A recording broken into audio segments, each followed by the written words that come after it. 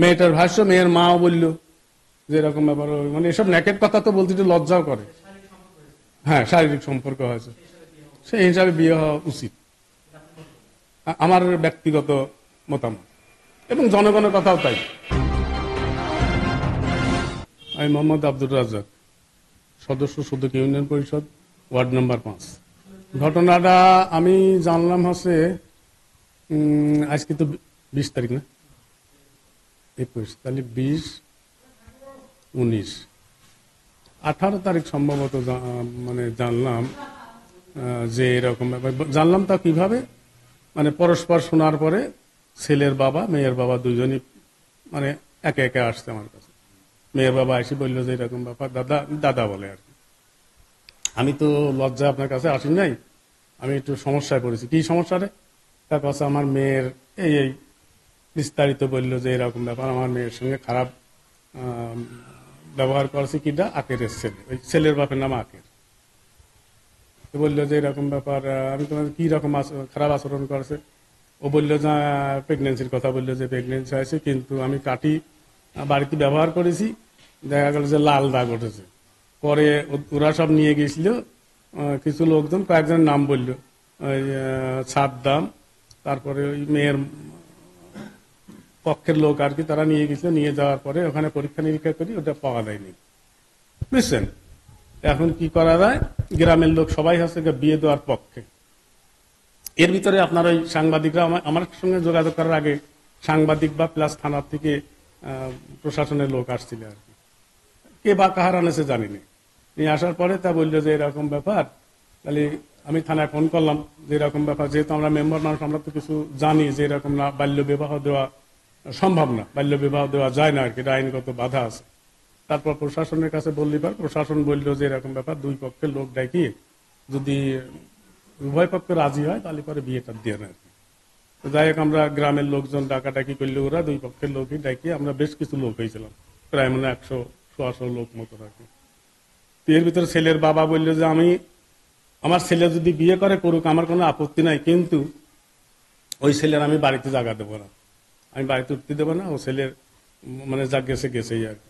বললাম যে তুই ছেলেরে ডাকে, ছেলে আসে কোথায়, ছেলের ওর মামা বাড়ি ছিল ওই নাওতি ভবানীপুর নাকি, সেখান থেকে ডাকি নিয়ে আসলো।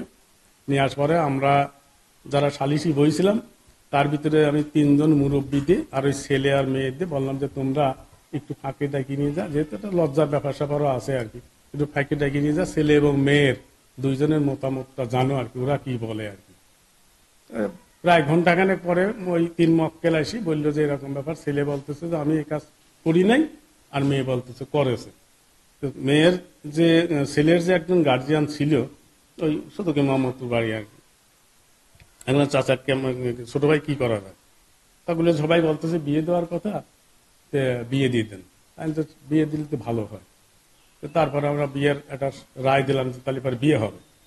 এই রায় দেওয়ার পরে আমরা মানে ওই একটু গল্প টল্প ওই বিষয়ে গল্প করতেছি, এর ভিতরে শুনে যে এরকম ব্যাপারে ছেলে নাই, ছেলের মামা নাকি ছেলেরা নিয়ে ভাগিয়েছে আর কি।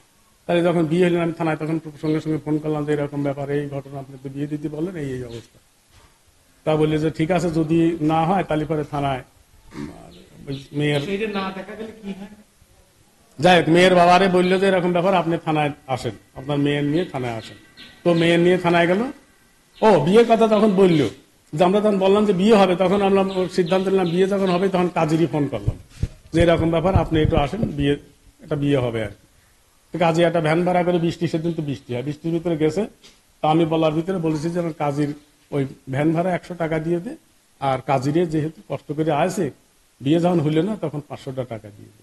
ওরা 500 টাকা দিয়ে দিয়েছে, বুঝছেন।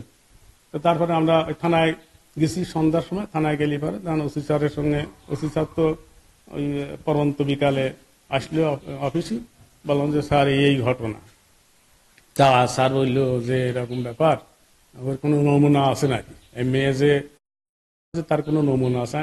তো মেয়ের বাপের কাছে জিজ্ঞাসা করলে মেয়েও আছে সেখানে, মেয়ে আছে, মেয়ের বাপ আছে, আমি আছি, আমার আরো একজন মেম্বার রয়েছে, কাজীও রয়েছে, ওদের আরো একজন আত্মীয় রয়েছে, মেলা মানুষই আর ওসি স্যারের রুমের ভিতরে। তা বললো যে না, কোনো নমুনা নাই। মেয়ের বাবা বললো যে না, এখন কোনো নমুনা নাই, এখন কি করতে পারে।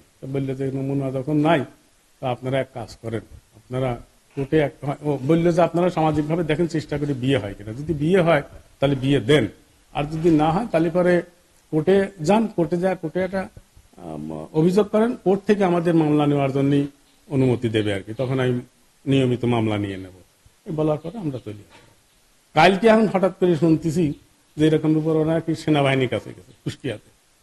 মেয়ের বাবা বলল যে দাদা এরকম ব্যাপার, কুষ্টিয়াতে আমি সেনাবাহিনীর কাছে কালকে গেছিলাম মেয়ে নিয়ে, ওনারা আজকে 4টের সময় যাওয়ার কথা বলেছে, মানে আজকে যাওয়ার কথা বলছে, তাহলে যাবি যায় দেখ কি হয় না।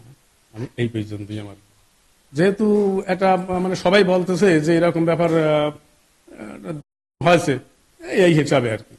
মেয়েটার ভাষ্য, মেয়ের মাও বলল যে এরকম ব্যাপার, মানে এসব ন্যাকেট কথা তো বলতে একটু লজ্জাও করে।